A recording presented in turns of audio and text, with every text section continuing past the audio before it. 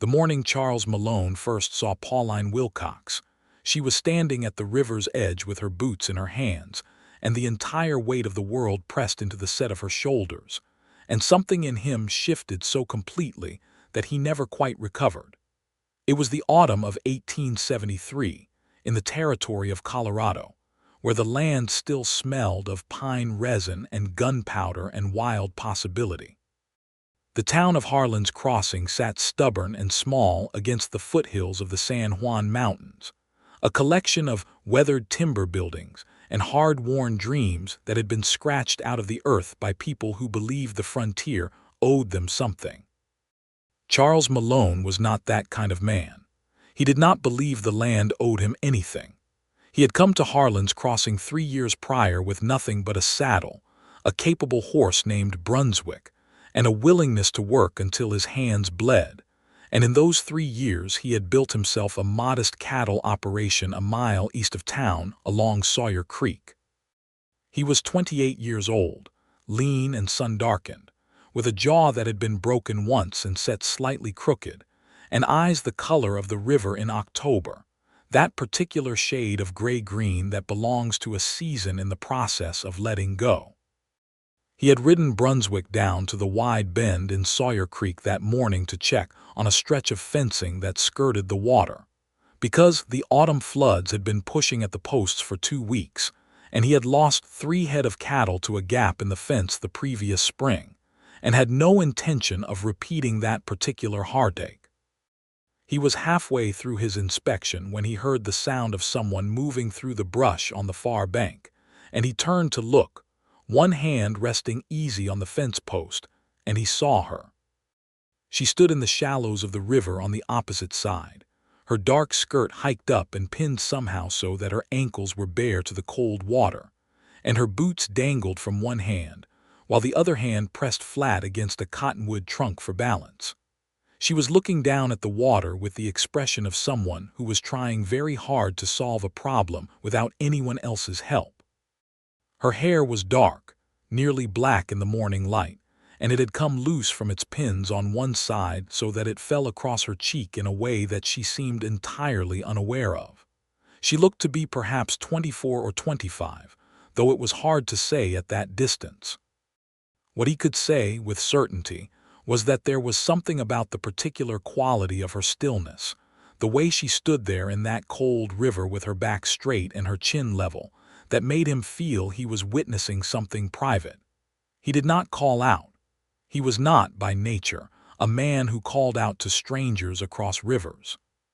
He simply watched as she picked her way carefully along the bank, testing each stone before she trusted it, moving with that careful deliberateness of someone who had learned the hard way that things that look solid will sometimes give way without warning.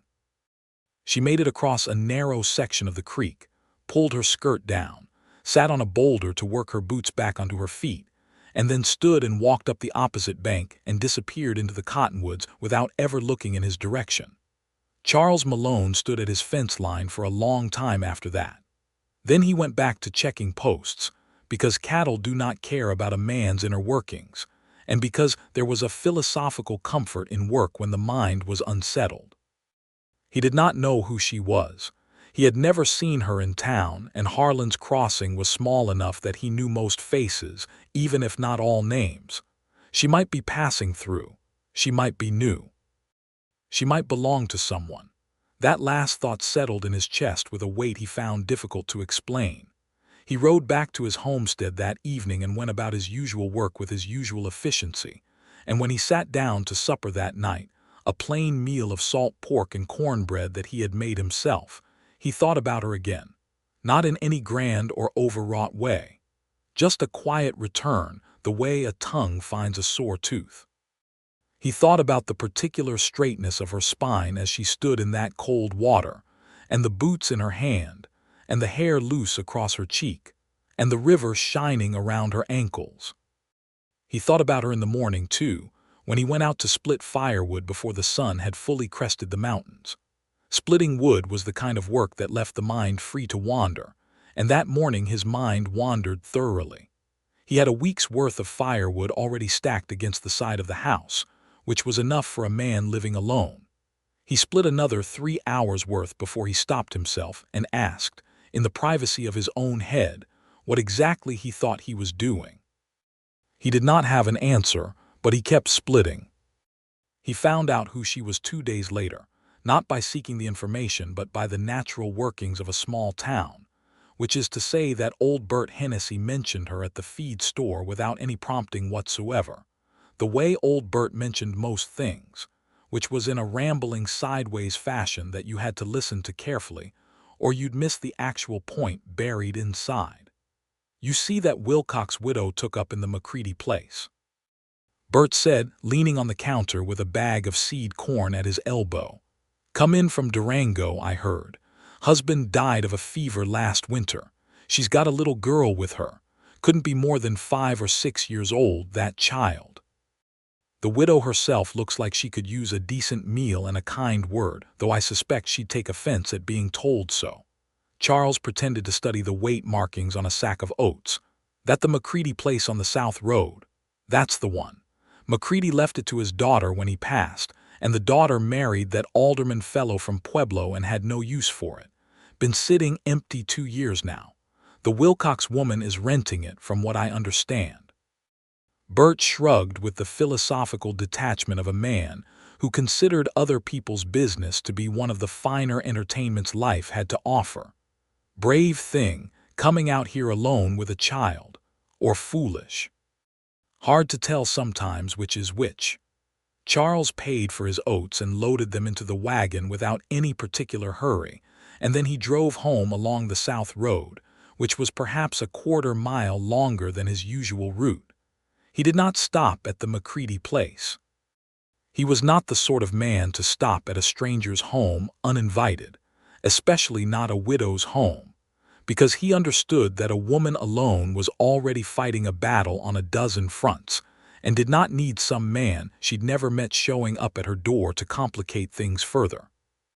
He simply noted that there was smoke coming from the chimney, and that the small front porch had a rocking chair on it that had not been there when the house was empty, and that someone had made a start at clearing the overgrown kitchen garden along the south side. He noted all of this and drove on. That night he split more wood. He told himself it was because the winter would be severe. The old-timers said the thickness of the pine bark was a reliable predictor, and the bark was thick as a man's thumb this year. He told himself it was simply prudence, but he stacked the extra wood in a separate pile, apart from his own stores, and he did not examine too closely why he had done that. In the weeks that followed, Charles developed a quiet and thorough knowledge of Pauline Wilcox without having spoken a single word to her. He knew that she walked to the mercantile in town every Tuesday and Friday morning, because Harlan's Crossing was small enough that you learned people's rhythms whether you intended to or not. He knew that her daughter's name was Clara, and that Clara had her mother's dark hair, and a fearless quality that expressed itself in climbing every fence post and tree stump within reach. He knew that Pauline had introduced herself to the Reverend Aldrich and his wife within her first week in town, which suggested she was a woman who understood the social architecture of a small community. He knew that she had tried twice to hire help with the fall repairs the McCready place needed, and had been told twice that all available labor was engaged, because the Dunmore brothers had contracted every handyman and carpenter in the county for their new mill construction. He knew all of this the way a man knows the weather, by paying attention to the world around him, not by making any particular effort.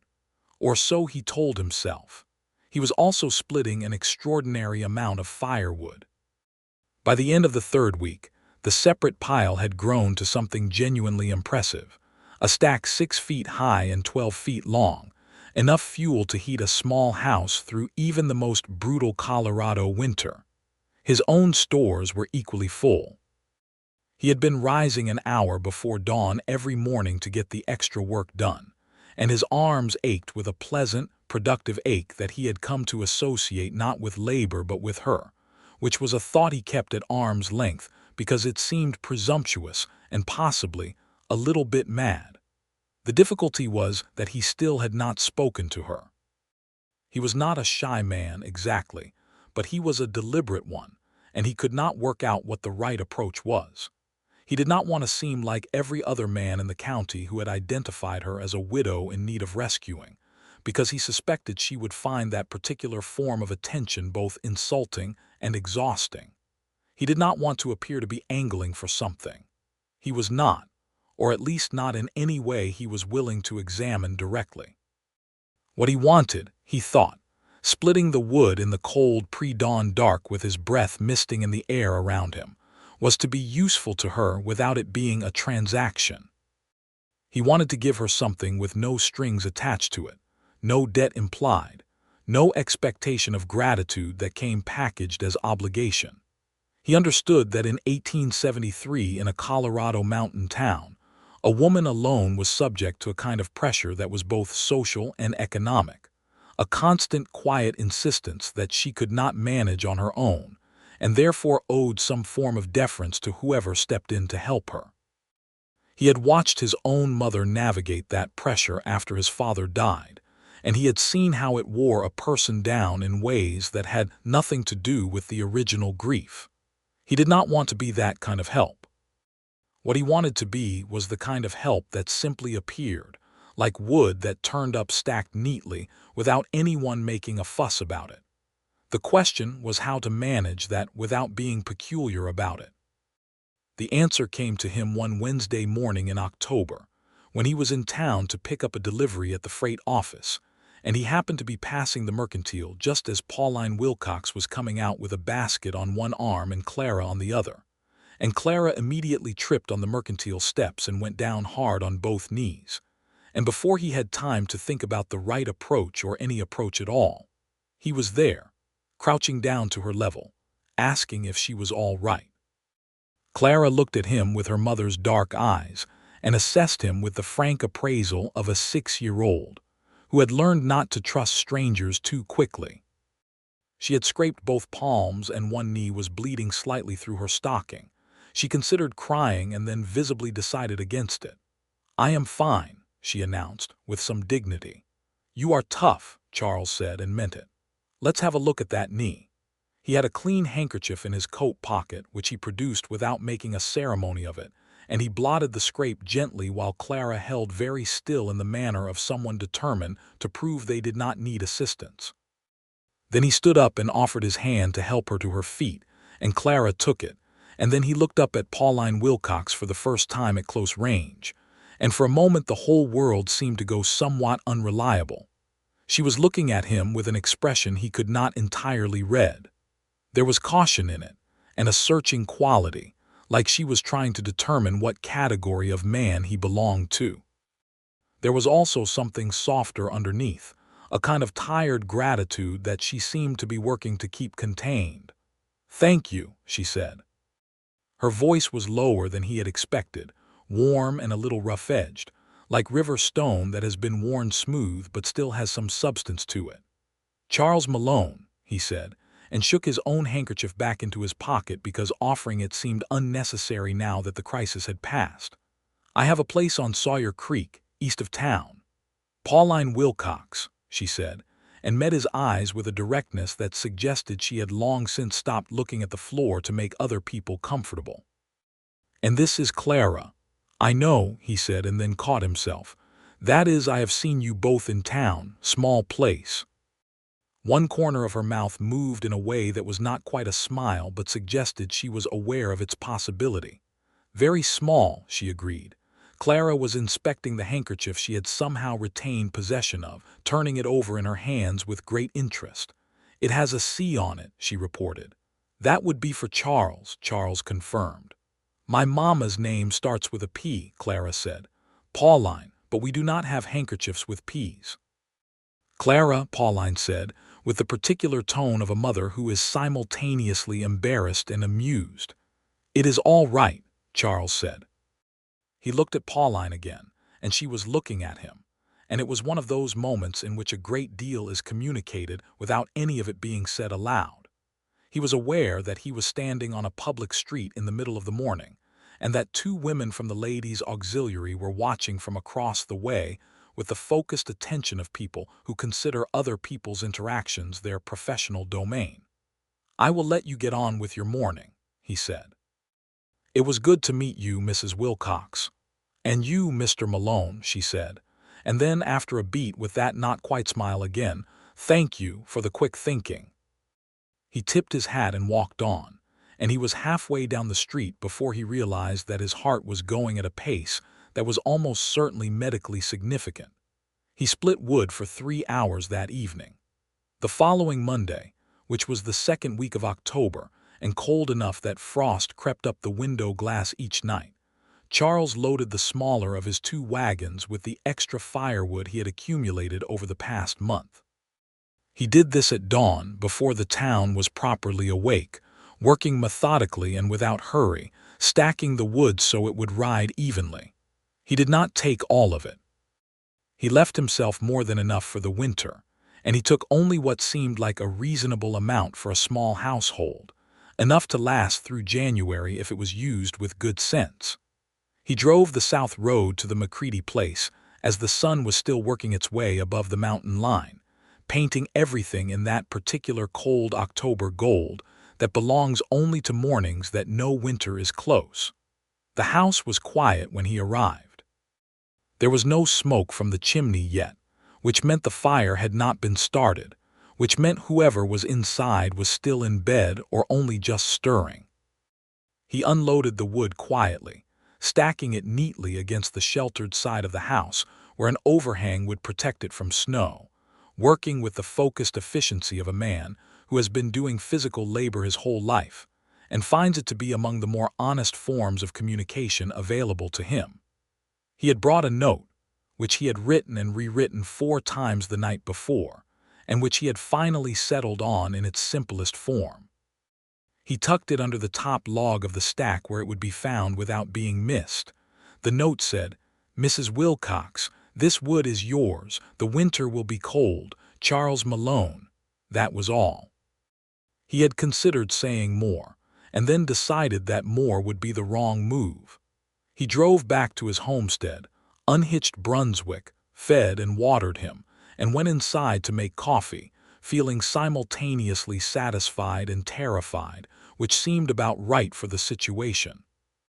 He was halfway through his second cup when he heard hoofbeats on the road below his property, and then the sound of a wagon coming up his drive, and he stood up from the table and looked out the window, and saw that it was a horse he did not recognize pulling a small buckboard, and sitting in the buckboard was Pauline Wilcox, wrapped in a dark wool coat, with Clara bundled up beside her. He was outside before they had fully stopped. "Mrs. Wilcox," he said. "Mr. Malone," she said. She had the note in her hand. She held it up not accusingly but not warmly either, in the careful neutral manner of someone who is working something out. "You left wood at my house." "I did," he said. "A great deal of wood.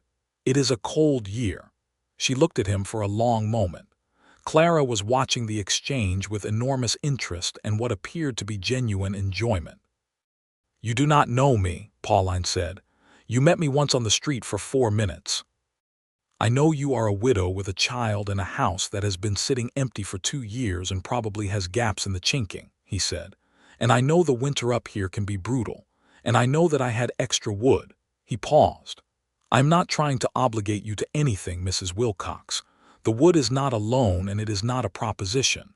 I simply had it and you needed it, and I wanted to be useful in a way that did not require you to ask." Something shifted in her expression.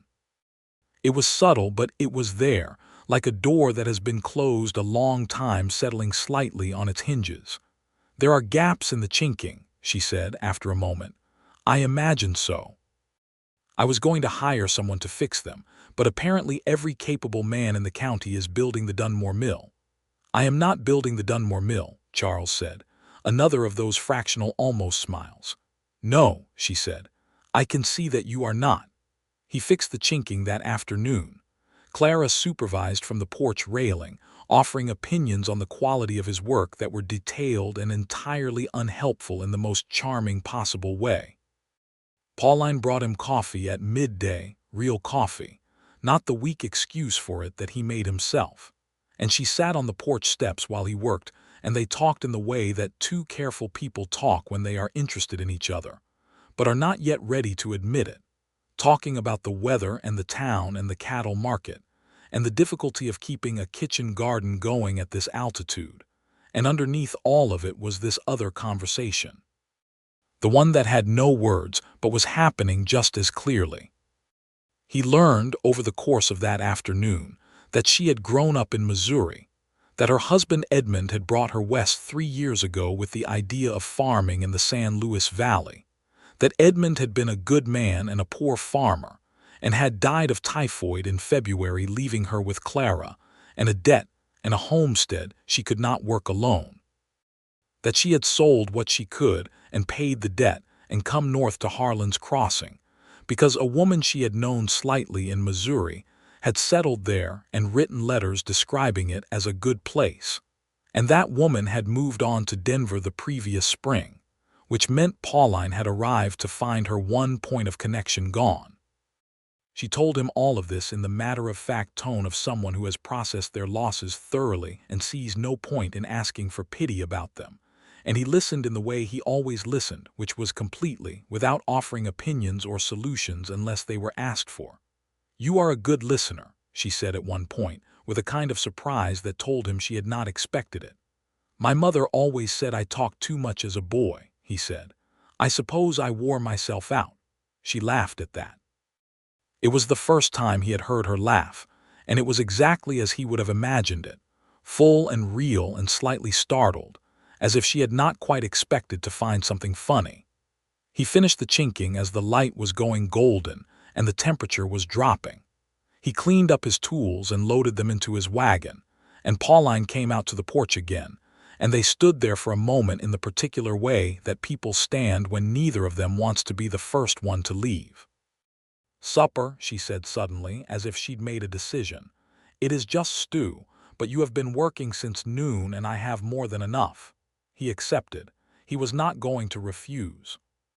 They ate at the small table in the kitchen, the three of them, and Clara talked enough for all of them combined, covering topics ranging from the behavior of a particular barn cat she had named Governor to the philosophical question of whether crows could be trusted, and her theory that they could not. Charles discovered that Clara was one of those children who are simultaneously exhausting and irreplaceable, who bring every room they enter to a higher temperature through sheer force of personality. He also discovered that watching Pauline with her daughter was its own particular education, the way she listened to Clara's monologues with real attention, the way she refilled his bowl without asking, the way she was, in the private space of her own home, softer and more open than she was in public, as if she was allowing him to see something that she kept carefully folded away when she went into town.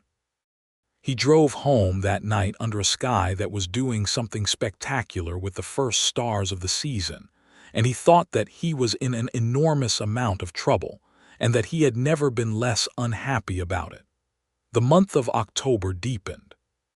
The leaves came down from the aspens in a gold rush of their own, and the nights turned sharp and clear, and Charles found himself at the McCready place often enough that it stopped seeming like a visit and started seeming like a habit.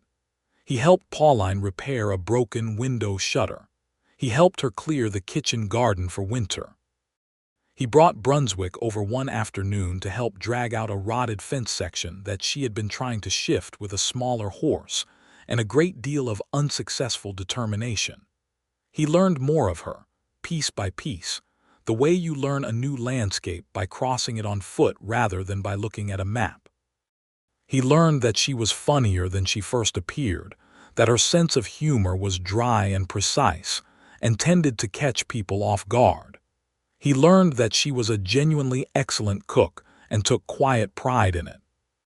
He learned that she read, that she had brought a small collection of books from Missouri and reread them with the careful attention of someone who knows they are her only luxury, and that she was curious about everything, about the cattle trade and the mining operations and the political situation in Washington, and the question of what the Transcontinental Railroad was doing to the rest of the country.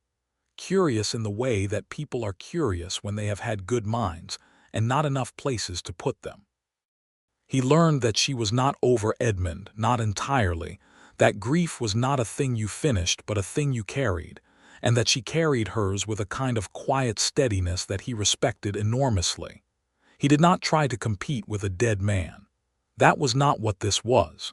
He also learned slowly that she was watching him, that she was doing her own careful assessment, her own patient accumulation of data points, and that she was doing it with the serious thoroughness of a woman who had trusted once and been left, not through any fault of trust, but through the simple catastrophic bad luck of fever and winter, and who was not in a hurry to arrange herself around another person's life until she was very sure of what she was dealing with. He respected that too. There was an evening in the last week of October, when a cold rain had been coming down all day, and the mountains had disappeared behind low gray cloud, and he had come over to help Pauline with a leak in the roof that was dripping into the back bedroom. They fixed the leak from the inside with a bucket and a temporary patch, because going on the roof in that rain would have been both dangerous and stupid. And then they sat by the fire in the parlor while Clara slept, wrapped in a blanket in the chair by the hearth with the barn cat governor, who had apparently been promoted to house cats sometime in the previous week, curled against her feet. The fire was good and the rain was loud on the roof, and there was a particular intimacy to being warm inside a storm, and they talked quietly so as not to wake Clara, and at some point the conversation ran down into comfortable silence, which is its own kind of landmark, the moment when silence stops being something that needs to be filled and starts being something you can share. "Why did you bring me the wood?" Pauline asked after a while. He thought about it. He had thought about it before, but he had not yet tried to say it aloud, and saying things aloud has a way of making them real in ways that thinking does not. "I saw you at the river," he said, "the first week you were here. You were crossing Sawyer Creek at the bend coming from the south. You did not see me." She was quiet for a moment. "I remember that morning. I went to see how far down the creek ran before it got too shallow to be useful for washing. Clara and I had walked all the way from the McCready place. You were crossing in the water because the bank was too overgrown to get around, with your boots in your hand. The water was cold." "It was very cold," she agreed. "You had the look of someone who was doing what needed doing without waiting for anyone to show them how," he said. "And I thought," he stopped, tried again. "I thought you had enough to carry. That if I could put one thing down in front of you that you did not have to carry, I would do it, without making it complicated." Pauline looked at the fire for a long time. Governor shifted against Clara's feet and the rain came down and the fire crackled. "It was complicated anyway," she said finally. "Yes," he admitted. "I suppose it was. I am not an easy person to help," she said. "I know that about myself. I spent a long time learning to not need help, because needing it and not getting it is worse than never expecting it in the first place."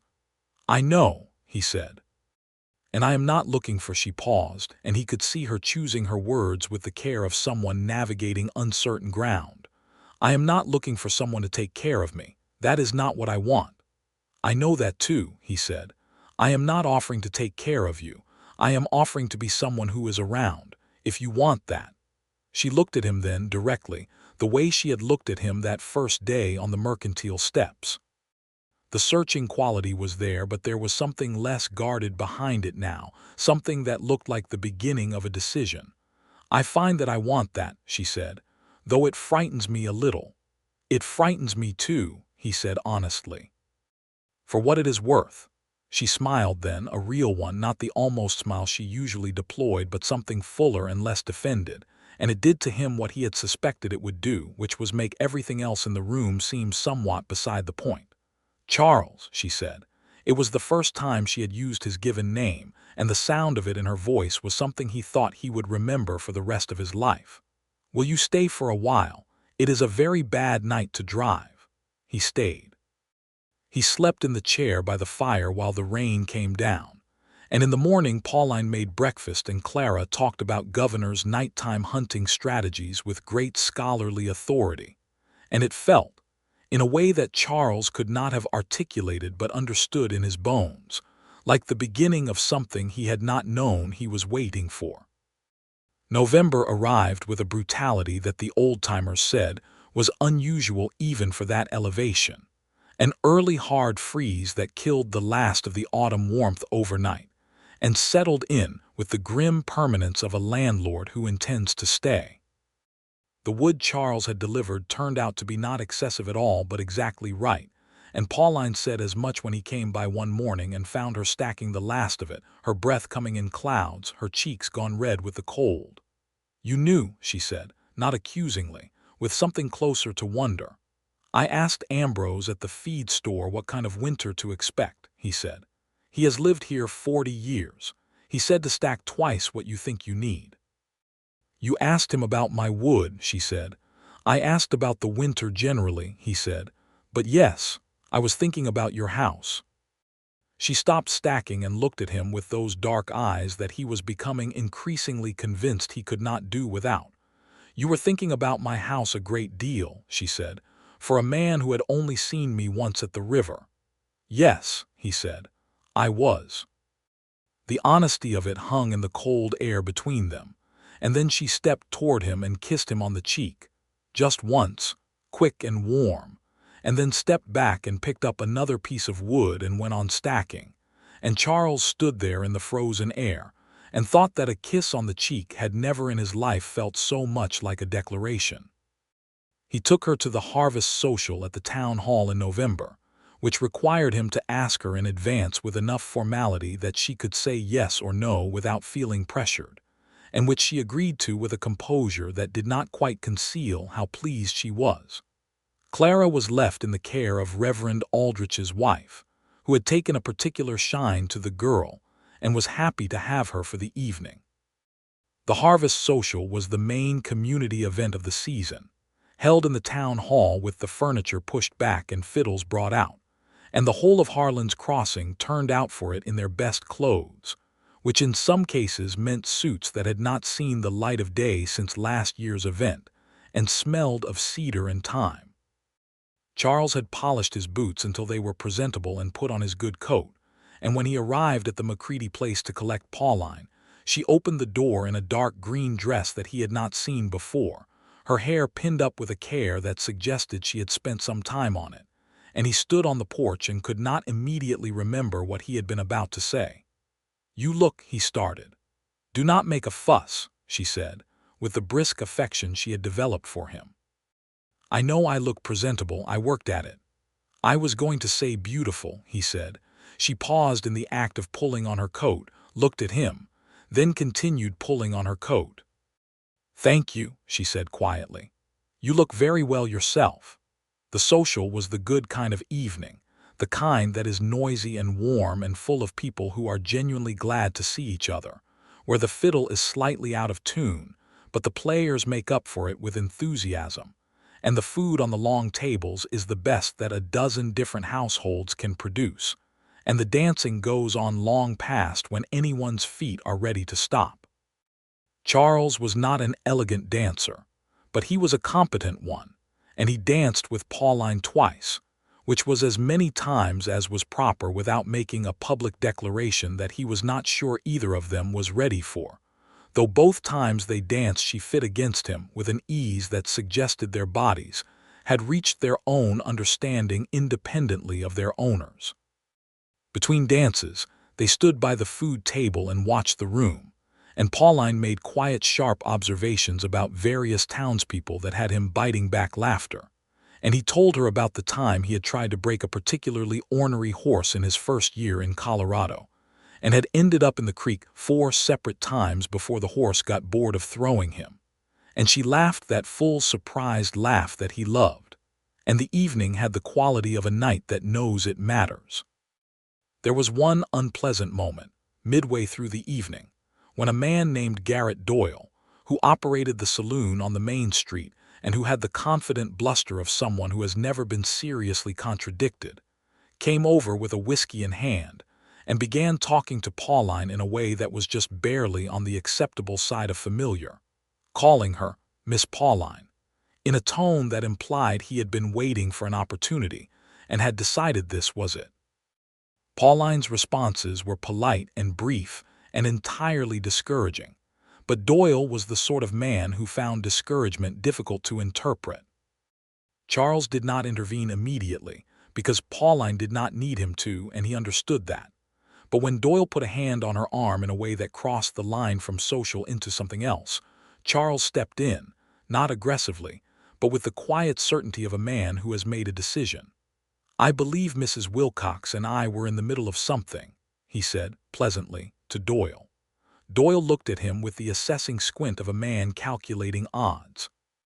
He was taller than Charles, but Charles had the build of someone who has been doing heavy physical labor for years, and there was nothing in Charles's manner that suggested uncertainty. "Malone," Doyle said, after a moment. Then to Pauline, "Evening, Miss Pauline," and he moved on. Pauline watched him go, then she looked at Charles. "I had that managed," she said. "I know," Charles said. "You did very well. But there was no reason for you to have to manage it alone when I was standing right here." She looked at him for a moment. "No," she said. "I suppose there was not." And she took his arm deliberately in the way of someone making a choice, and they went back to the dancing.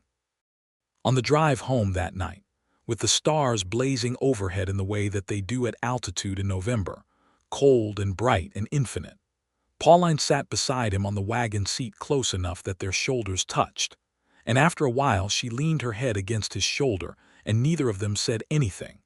And the horse walked home through the frozen dark with the self-possessed calm of a horse that has been on this road 100 times and knows exactly where it is going. He stopped the wagon in front of the McCready place and helped her down, and she held his hand for a moment after she had found her footing, not releasing it right away. "Charles," she said. "Yes." "I am going to trust you," she said. "I want you to know that I am doing it deliberately, not because I have forgotten how badly trust can go wrong, but because I think you are worth the risk."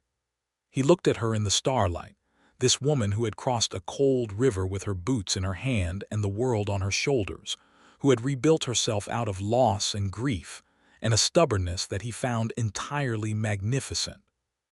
He brought her hand up and pressed his mouth against her knuckles, which in 1873 Colorado was not a small thing. "I will not waste it," he said. December brought the snow that the thick pine bark had promised, and it came in earnest, blanket after blanket of it, until the world was white and quiet, and the mountains had disappeared behind clouds that had settled in for the duration. Clara thought the snow was the greatest thing that had ever happened to anyone, and communicated this opinion loudly, and at length every morning. Pauline thought the snow was beautiful and inconvenient in equal measure, which Charles felt was the correct and rational position. He had begun, by December, to spend as much time at the McCready place as at his own homestead, which was a fact that Harlan's Crossing had noted and filed appropriately in its collective memory. The town had its opinions, as towns do, some of them charitable and some of them not. But the Reverend Aldrich had made a point of expressing his approval of Charles Malone to his wife, who had made a point of expressing it to the ladies' auxiliary, which had the effect of making the less charitable opinions difficult to voice in polite company. Clara had, by this point, decided that Charles was her particular person, a position she indicated by simply including him in everything as a matter of course. He was included in her bedtime stories on the evenings he was there. He was included in her plans for the spring garden. He was included in her opinions about the behavior of Governor the cat, who had by December become an entirely domestic creature and was showing signs of comfort that bordered on smugness. Charles did not take this lightly. He understood that Clara was not a small matter, that being trusted by a child who had lost her father was a serious thing, and he treated it as such. He was careful with her, but not in a soft or distant way. He was careful with her the way you are careful with something that matters, attentive and consistent and present, which is, he suspected, what she needed most. He was in love with her mother by the time the first serious snow fell, deeply and thoroughly, and in a way that had crept up on him so gradually that, when he finally named it to himself, he was simultaneously surprised and not surprised at all. The way you are when you finally see a shape in a picture you have been looking at for a long time. He loved Pauline's humor and her directness and her stubborn capability. He loved the way she read with a complete absorption that made her temporarily unreachable. He loved the way she worried about Clara in the deep private way of a woman who carries her child's well-being as a primary responsibility. He loved the way she had learned, slowly and carefully, to accept help from him without making it mean something it did not. He had not said it yet. He was choosing his moment with care, because Pauline was not a woman to whom you said important things casually. The moment came on a Sunday in mid-December, when they had been to church in the morning and come back to the McCready place for the midday meal. And after the meal, Clara had fallen asleep on the parlor rug with Governor, which was her habit on Sunday afternoons, and Pauline and Charles had sat at the kitchen table with coffee and the particular comfortable quiet that had become the texture of their time together. "I have been thinking," Pauline said, with the careful tone she used when she had been working up to something. "Tell me," he said. "Clara calls you Charles," she said. "She is the only child in this county who calls an adult by their first name without being corrected." "I noticed that too," he said. "I did not correct her," Pauline said, because she paused, because it seemed right, because that is who you are to her, to us. He set down his coffee cup.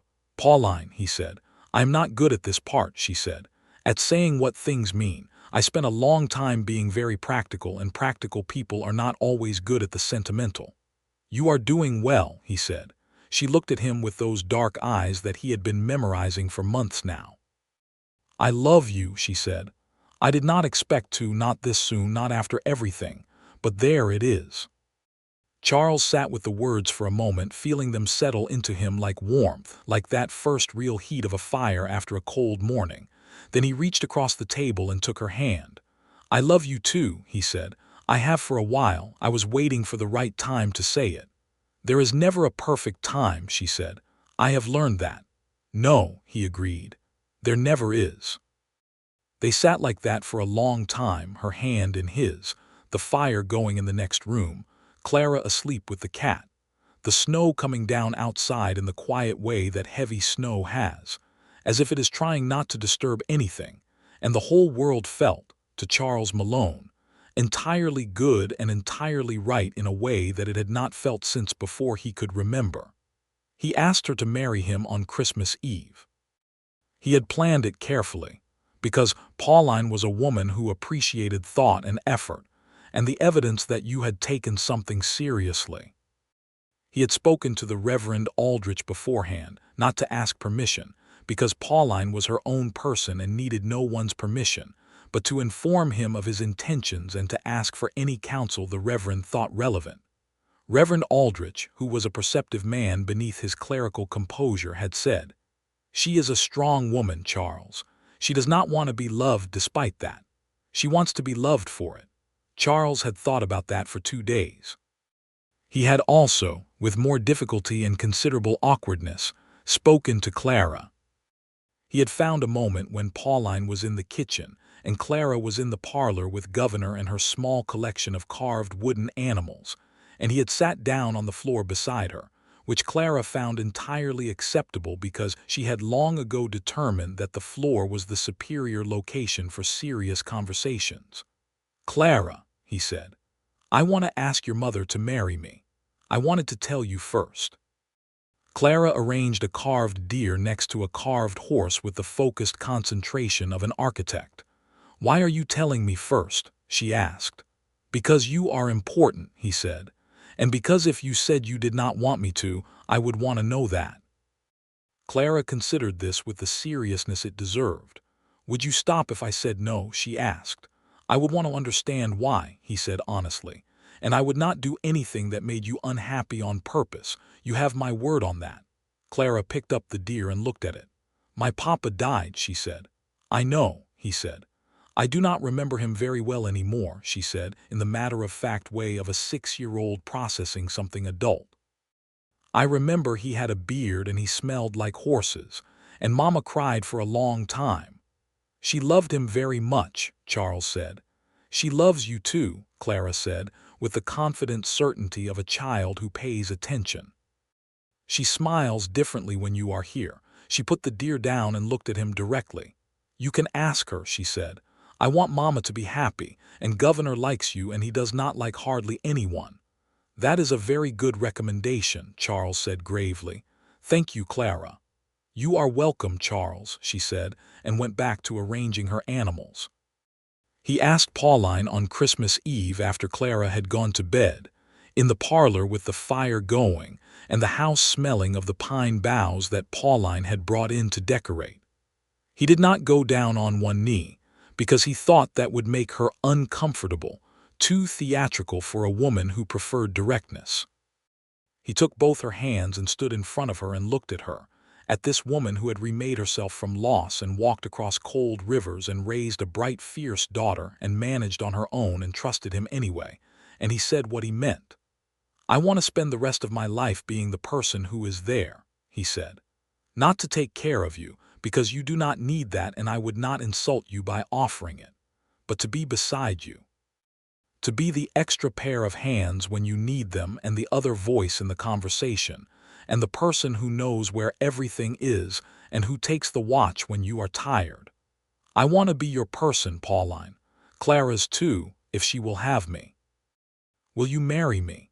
She looked at him for a long moment with her eyes bright, and he thought with a sudden lurch of fear that she was going to cry, which was a thing he had never seen her do and which felt like it would undo him entirely. She did not cry. She brought one hand up and put it against his jaw, the crooked set of it, the old break, and held it there. "Yes," she said. "Charles, yes." They were married in March, when the snow had pulled back enough from the lower elevations that people could travel without difficulty, in the little church in Harlan's Crossing with the Reverend Aldrich presiding, and what seemed like the entire town in attendance, because small towns take their weddings seriously, and because there was genuine warmth in the community toward both of them. Clara stood beside her mother in a white dress that Pauline had sewn with the careful precision she brought to everything, holding a small bunch of early wildflowers that she had made Charles help her find that morning, insisting that there had to be some somewhere even if they had to dig through the last of the snow to find them, and they had in fact found a clump of early spring beauties on the south-facing slope behind the church, which Clara had pronounced triumphant. The ceremony was simple and true. The vows were the traditional ones, but Charles said them with the complete and unhurried attention of a man who means every word, and Pauline said them with the deliberate strength of a woman who has made a careful choice and is standing behind it with her whole self. When the Reverend pronounced them married and Charles kissed her, it was the kind of kiss that makes a room quiet, not because it was excessive, but because it was real, and real things have a weight that people feel. The reception was held in the town hall with food enough for twice the number of people present, because that is how frontier communities celebrate, with a prodigality that speaks to the scarcity they have otherwise learned to live with. There was dancing, and Clara danced with Charles twice with great seriousness, both of them counting the steps under their breath, and there was genuine laughter and genuine warmth, and the particular joy of a celebration that everyone present wanted to happen. Pauline moved into the homestead on Sawyer Creek the following week, because it was the larger and better established property, and because the McCready place went back to the Alderman family, who had arranged to sell it properly now that Pauline no longer needed the rental. The move took 2 days and the help of 4 neighbors who showed up unrequested on moving day with wagons and strong backs, which was the way of things in that community, and which Pauline accepted with a grace that came from having learned that receiving help is its own kind of skill. The homestead became, with remarkable speed, a different place. Not a worse place than it had been, because Charles had kept it well, but a fuller one. Clara's wooden animals appeared on the windowsill of her new room. Pauline's books occupied a shelf that Charles built for them on a Saturday afternoon, while she directed placement with the focused authority of someone who has given the matter considerable thought. Governor the cat arrived and conducted a thorough investigation of every room before settling in the kitchen, with the satisfied air of someone who has made a real estate decision and is pleased with it. The spring came on properly, in the way that Colorado springs come, not gently but with a great rushing energy, the snowmelt running down off the mountains in white torrents, the grass coming up almost overnight, the aspens going green so suddenly after months of bare gray that it seemed almost aggressive. Charles and Pauline planted the kitchen garden together, an extended negotiation about spacing and variety that was ostensibly about vegetables, but was also about the pleasure of working side by side and the small frictions and compromises of two people learning to share a life. The cattle operation expanded through that spring and summer. Charles had a good eye for stock, and with Pauline's practical financial sense applied to the books, which she took over from him with his complete relief, because he was competent at cattle and terrible at accounting, they made sound decisions about which animals to sell and which to keep, and by the following autumn they had grown the herd by 30 head and cleared a debt that Charles had been carrying for 2 years. Pauline turned 26 in June, in the way that people in Colorado mark birthdays, quietly and among people they love. Charles made her a cake with uncertain expertise, and Clara decorated it with increasing enthusiasm, and Governor sat on the table and had to be relocated twice. It was not a grand occasion. It was better than grand. It was the kind of birthday that you remember not because something spectacular happened, but because everything felt right. She told him she was pregnant in August, sitting at the kitchen table in the early morning before Clara was up, with the window open to the sound of the creek and the smell of summer coming in from the fields. She said it simply, watching his face with the intent directness he had come to understand as her particular way of caring, wanting to see what he truly felt before the social management of feelings could obscure it. What she saw was what he felt, which was a happiness so large that it had to come out somewhere, and it came out as a laugh, a full, unguarded laugh, and then he was around the table and she was on her feet and he was holding her, both arms around her, his face against her hair. "Are you all right?" he said. "Are you well? How long have you known?" 3 weeks, she said against his shoulder. "I wanted to be sure before I said." 3 weeks, he said. "You kept that for 3 weeks. I did not want to say it until I was certain," she said, "and I wanted to see your face when I told you." "And," he said, she pulled back enough to look at him. Her eyes were bright. "And that was exactly what I was hoping for," she said. Clara, when told, had a detailed and comprehensive series of opinions about the baby, beginning with the question of names, for which she had suggestions. She was committed to the view that it should be a girl, which she expressed clearly and often, and was thoughtful when Charles gently noted that these things were not a matter of preference. "I know," Clara said, with the pragmatism of a 7-year-old. "But I am telling God my preference just in case He is taking suggestions." The pregnancy progressed well through the autumn and into the winter. Pauline was sensible about it, resting when she needed to and working when she could, managing the house and the accounts with the same capable efficiency she brought to everything. And Charles was careful without being hovering, which was a balance she had made clear she required, and which he worked at. The baby came in February, a Tuesday in the middle of a storm that had been going for 2 days and showed no signs of stopping. The doctor, Tom Waverly, who was a capable man trained back east and was the best fortune that Harlan's Crossing had experienced since the discovery of decent grazing land, arrived through the snow in good time, and Clara was sent to the Aldrich house with Governor and a bag of her wooden animals, because she had been told that childbirth was an adult matter, and had accepted this with a dignity that suggested she planned to revisit the policy in the future. It was not an easy labor. It was long and hard, and there were some hours in the middle of it where Charles sat in the kitchen with his hands laced together and prayed with a focused sincerity that surprised him with its intensity, because he was not a man who thought of himself as particularly devout, and yet the idea of something happening to her was so impossible, and so real at the same time that the only thing that seemed adequate was prayer. The doctor came out twice during those hours to give him reports that were cautiously reassuring, and Charles thanked him each time and went back to his hands and his prayers.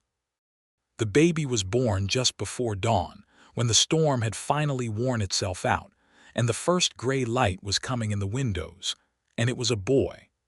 A big, loud, thoroughly healthy boy who announced his arrival with an opinion about the world that could be heard in the front room. Tom Waverly came out to get Charles, and Charles went in and found Pauline propped up in bed, pale and exhausted and entirely brilliant, with this new person in her arms who was already quieting, already looking around with the focused, blurry attention of someone who has just arrived somewhere and is trying to get the lay of the land.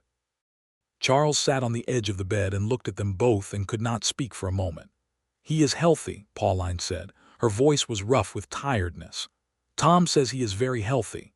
"He is enormous," Charles said, which made Pauline laugh weakly. "He is 7.5 pounds," she said. "Perfectly normal." "He looks like you," Charles said, which was perhaps not entirely accurate at this stage but felt true in some essential way. Pauline looked down at the baby and then at Charles. "What should we call him?" she said. "I had thoughts, but I want to hear yours first." "Edmund," Charles said, "if that is all right for his father." Pauline was quiet for a moment. When she looked up at him, her eyes were bright. "Charles," she said. "That is—" She stopped, pressed her lips together, gathered herself. "Yes," she said. Edmund Charles Malone." "Edmund Charles Malone," he agreed. "That is a very good name." Edmund Charles Malone proved to be an extremely energetic baby, which was perhaps to be expected given the energy of his household. He slept in enthusiastic intervals and was awake at hours that defied any rational schedule, and he had his mother's lungs and his father's stubborn determination.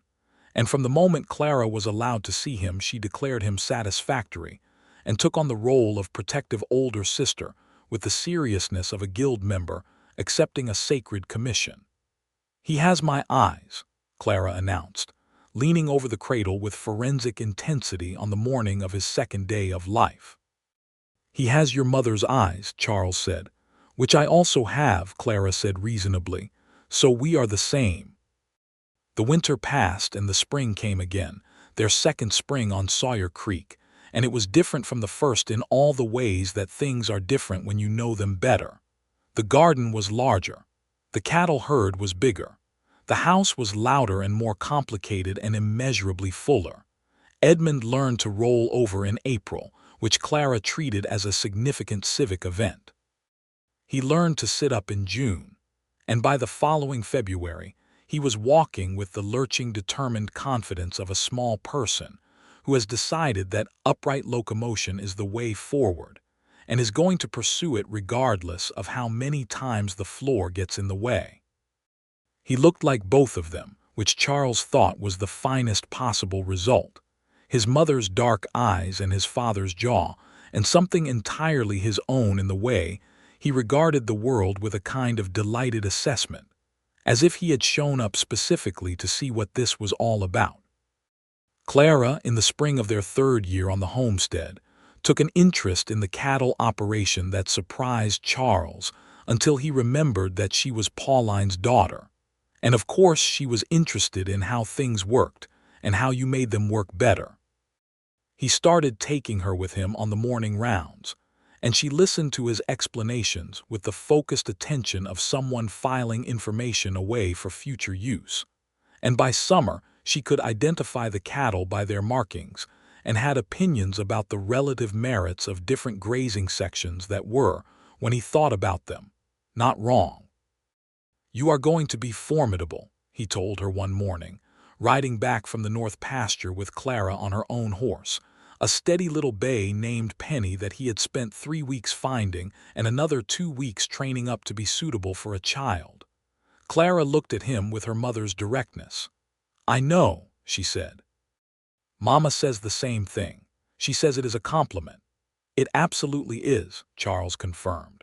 The town of Harlan's Crossing grew through those years, as the territory of Colorado moved toward statehood, which came in 1876 to general celebration, and as the cattle trade that fed the mining operations to the north brought more commerce through the region. New families arrived. New buildings went up. The school that had been a single room with a single teacher expanded to 2 rooms.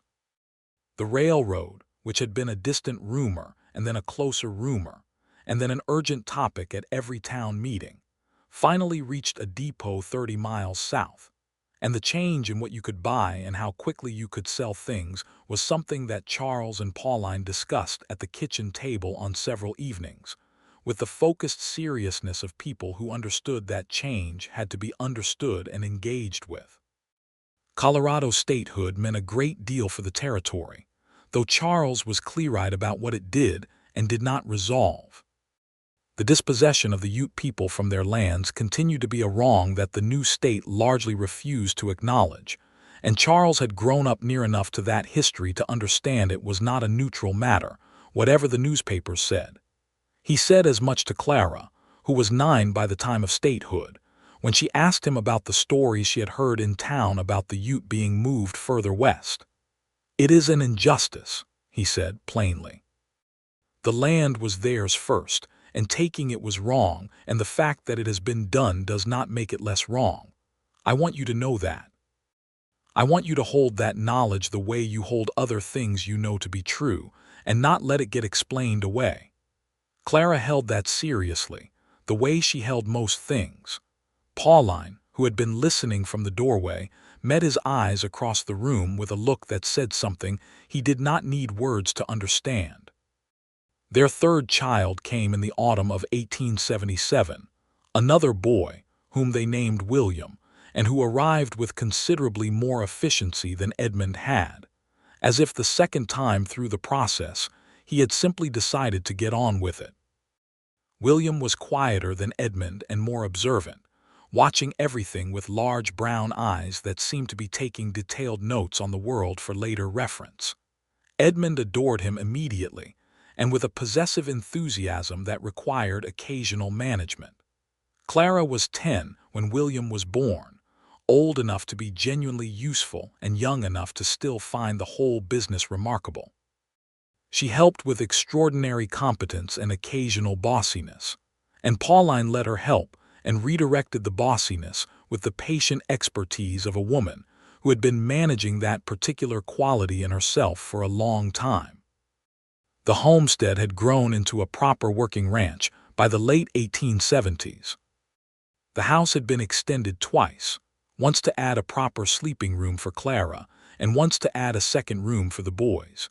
And what had been Charles's plain bachelor dwelling was now a full and warm and lived-in home, with Pauline's books on the shelf and the boys' carved animals mixed in with Clara's and Governor the cat, now an elderly gentleman of enormous dignity, holding court on the kitchen hearth as if he had personally built it.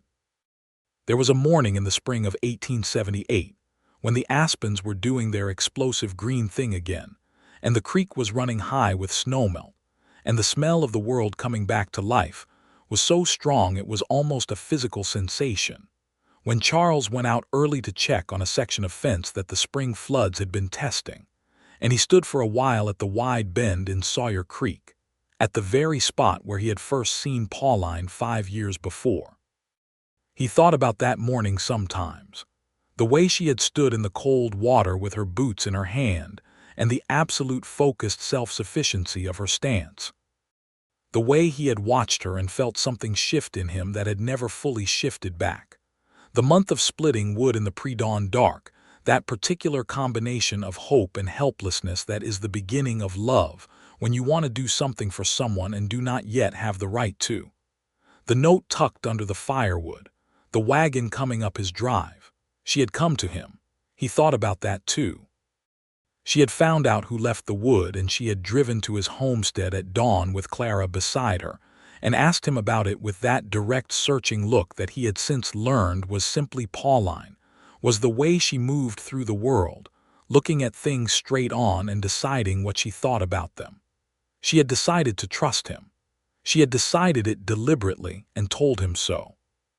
He heard footsteps behind him and turned, and there she was, walking down from the house with 2 cups of coffee, her dark hair still loose from sleep, Edmund on her hip with his morning face of absolute authority, wearing the expression of someone who has just been brought into the world from somewhere excellent and is still reserving judgment about whether this was the right decision. "I saw you come down here," she said, handing him a cup. "Thought you might want this." He took the coffee. She shifted Edmund on her hip and stood beside him, looking at the creek, which was running hard and silver in the early light. "Thinking about anything in particular?" she asked. "This spot," he said. She looked at him, then at the creek, then back at him, and there was a softness in her face that she had stopped hiding from him somewhere in that first winter, which he still considered among the finest gifts he had ever received. "I remember," she said. "You told me. You said I was crossing in the water because the bank was too overgrown. I watched you make it across," he said. "And then I went back to checking my fence posts and thought about you the entire rest of the day." "And then you split a month's worth of wood," she said, with the private smile that was entirely his. "More than a month," he admitted. "I started early. I did not know what else to do with what I was feeling." "You could have come and introduced yourself," she said. "I know," he said, "but you seemed like someone who deserved to be given something without anyone making a production of it. You seemed tired of productions." Edmund, who had been studying the creek with professional interest, decided at this point that he would like to be set down, and announced this with the clarity of someone who has learned that clear communication produces results. Pauline set him down and kept one hand on his collar in the experienced manner of a mother who knows exactly what her child is going to try to do next. "I was tired," she said, "of a great many things." She looked at Charles with those dark eyes that he was still, after 5 years, learning. "You were the right kind of help, the kind that does not require anything back." "I required quite a bit eventually," he said. "You waited until it was something I wanted to give," she said. "That is different." Edmund had gotten his feet under him and was making a determined move toward the water with the single-minded purpose of a very small person who has identified a very interesting thing. And Charles stepped around him and scooped him up in one arm without interrupting the conversation. And Edmund resigned himself to this with the philosophical acceptance of a child who has learned that some battles are unwinnable. "I love you," Charles said to Pauline, "in case you needed reminding." "I do not need reminding," she said, "but I am not opposed to it." He kissed her there at the bend of the creek, with Edmund squirming between them and the coffee going cold, and the aspens going green behind them, and the water running fast and bright at their feet. And it was nothing like the way things are in stories that require their moments to be perfect and composed. It was exactly like what it was, which was real and warm and full of the particular imperfect beauty of a life that had been built from scratch by 2 people who chose each other.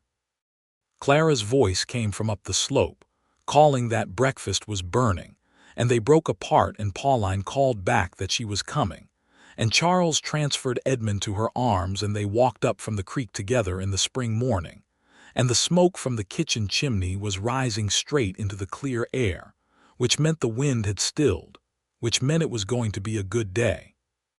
The years that followed were full in the way that good lives are full, not with an absence of difficulty or loss or the ordinary friction of days, but with the kind of substance that only comes from things that matter. The ranch grew into one of the more respected operations in that part of the county.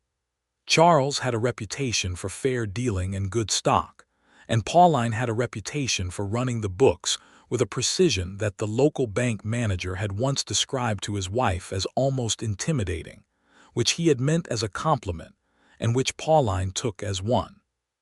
Clara grew into a young woman of formidable capability and characteristic directness, and when she turned 18, she was already helping run a significant portion of the household accounts, while also being the most accomplished writer in the valley, which she had managed by a combination of natural ability and absolute refusal to be told she could not do something on account of her sex. She was not interested in the idea of marriage for its own sake, a position she stated clearly and without apology, and was interested in the cattle operation in a way that was entirely professional, and that Charles encouraged without reservation, because he had meant it when he told her she was going to be formidable.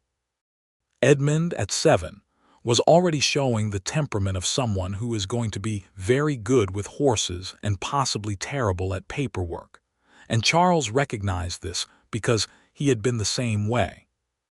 He started Edmund's proper education with horses at 5, the same way his own father had started his, and Edmund took to it with a passion that was both gratifying and occasionally alarming in its thoroughness. William, at 4, was the quiet one, which in a house of this many strong personalities meant he had developed a particularly effective brand of stillness that got him exactly what he wanted with a minimum of noise or conflict. Pauline found this both admirable and slightly suspicious, and said so, which made Charles laugh every time. Governor died in the winter of 1879, peacefully, and at what Tom Waverley estimated was an impressive age for a barn cat, in his customary spot on the kitchen hearth with the particular dignity that had defined his entire career. Clara cried and Edmund cried, and even William, who was young enough to still have all his feelings very close to the surface, was solemn for several days. They buried him under the cottonwood tree by the creek, which Clara said was the correct location for a cat of his character and reputation.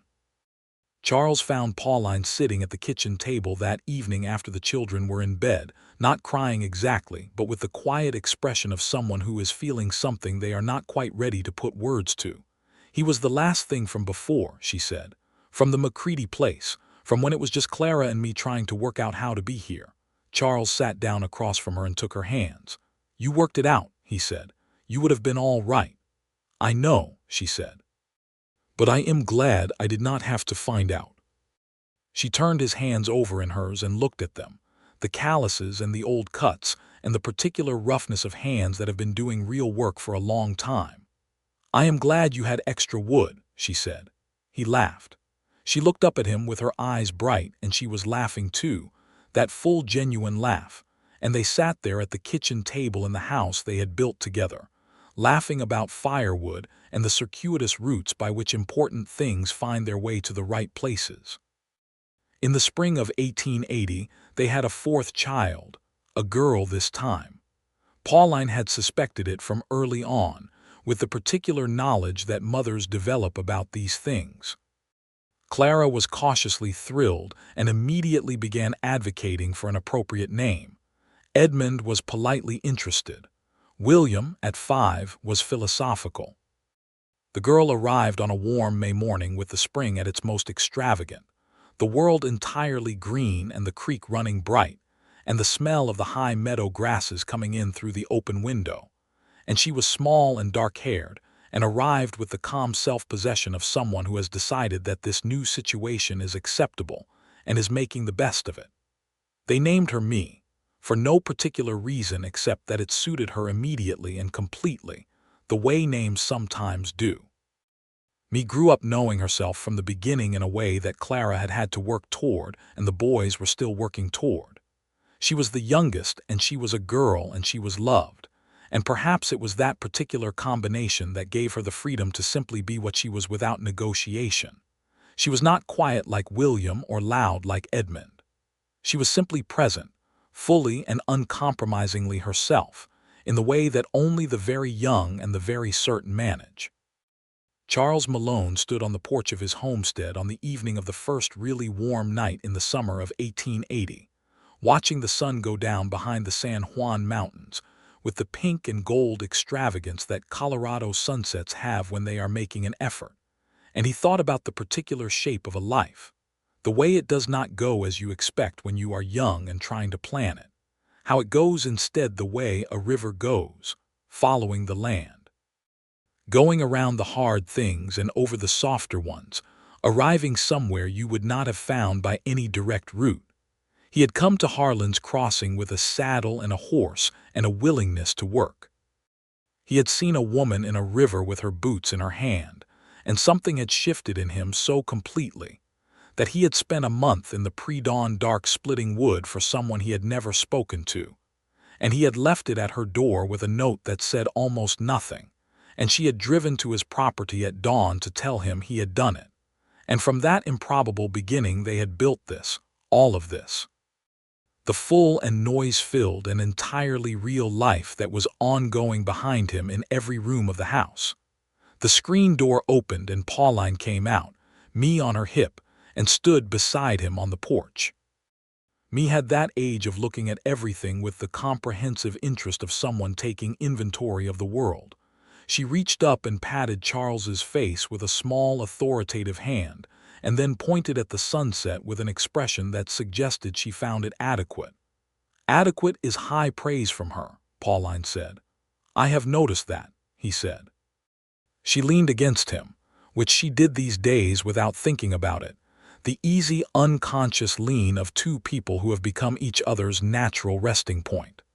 He put his arm around her, and they stood and watched the last of the light go behind the mountains. Clara asked me today if she could take over the northern pasture accounts, Pauline said. What did you tell her? I told her to show me her current numbers and we would talk about it. She paused. Her numbers were excellent. They would be, he said. She is going to run this place better than either of us, Pauline said, with the particular satisfaction of a woman who has raised someone capable and is not threatened by it. Yes, Charles said, she is. And Edmund will take the horse operation somewhere we cannot currently imagine, and William will either be a lawyer or a philosopher, and the jury is still out, and me, he looked at the small person currently attempting to grab the collar of his shirt with focused, intentional energy. Me will do whatever she decides to do, and I expect it will be something none of us thought to prepare for. Pauline laughed. Me looked at her with approving dark eyes. We did all right, Pauline said. Didn't we? We did extraordinarily well, Charles said, given where we started. Given where you started, she said. Standing at a fence line watching a woman you had never met cross a river in her bare feet. Given where we both started, he corrected. You were crossing a river in your bare feet. I was perfectly fine, she said, with the dignity she always brought to the subject. You were, he agreed. You were completely fine, but I am glad you let me be part of your fine anyway. She turned to look at him, and it was the same looking she had always done, the direct searching look that had intimidated lesser men, and that he had long since understood as the highest form of attention she could offer. Her hair had a few threads of silver in it now at the temples that she was entirely indifferent to, and the years of Colorado sun had put fine lines at the corners of her eyes, and she was more beautiful to him than she had been that first morning at the river, in the way that things become more beautiful when you know them thoroughly. I love you, Charles Malone, she said. Rather a great deal. I know, he said. And I love you, Pauline Malone, rather more than I am generally capable of saying. Me, bored with the sunset, announced this boredom in the clear, uncomplicated terms available to a 6-month-old, and Pauline shifted her and turned back into the house, and Charles followed, closing the screen door behind them against the summer evening. And inside the house was warm and lit, and full of the sounds of his family, Edmund's voice and William's quieter one, and Clara somewhere reading or doing sums, and the smell of supper that Pauline had left simmering and that would be ready soon. And the whole ordinary, extraordinary fact of it, this life, this woman, these children, this creek outside and these mountains beyond it, all of it arrived at by the improbable and entirely logical root of a man who had once stood at a fence line and watched a woman in a river and could not think of anything else to do with what he felt except to split wood in the dark and leave it at her door. It had been, he thought, the best decision he had ever made. Outside, the last light left the San Juan Mountains, and the first stars came out, sharp and bright in the Colorado dark, the same stars that had been there that first winter, that had blazed down on the drive home from the harvest social when she had leaned her head against his shoulder, and everything had felt like the beginning of something enormous, because it had been. The creek ran in the dark below the house, the same creek he had been checking fence along when he first saw her, the same water she had waded through with her boots in her hand, running on through the night the way it always ran, going over the stones and around the hard places, finding its way through. Inside the house, someone laughed, then someone else. Then the laughter spread the way laughter does in a house full of people who love each other, catching from room to room. And Charles Malone stood in the warm kitchen of the home he had built and listened to it, and thought that the sound of people you love laughing in the same rooms where you live is perhaps the finest thing the world has to offer. Me looked up at him from her mother's arms with her serious dark eyes and offered him one of her rare, devastating smiles, and he smiled back. And the night came down over the San Juan Mountains and the stars came out by the thousand. And in Harlan's Crossing, Colorado, in the year 1880, in the house on Sawyer Creek that a man had built with his hands and filled with his whole heart, everything was exactly as it should be.